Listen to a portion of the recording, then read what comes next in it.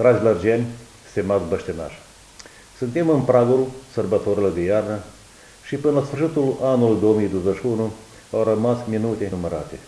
Este timpul de făcut totalurile și planurile pe viitor. Totul ce facem pentru noi și pentru urmașii noștri. Trăim într-o țară frumoasă, iar bunăstare o construim noi. În anul care a trecut ne-am dorit să facem lucruri bune, însă nu chiar tot depinde de noi. Totul e în putere lui Dumnezeu.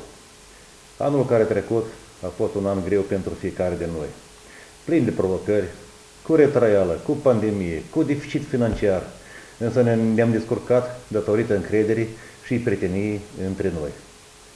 Anul acesta l-am trecut împreună cu demnitate. În legătură cu Sfânta Sărbătoare a nașterii Mântuitorului Iisus Hristos și trecerii într-un an nou, vă doresc să aveți parte de multă căldură în suflet, bucurie în inimă și multă sănătate, un an mai bogat în împliniri, mai înalt în aspirații și plin de succese, cu mari și frumoase realizări. La mulți ani!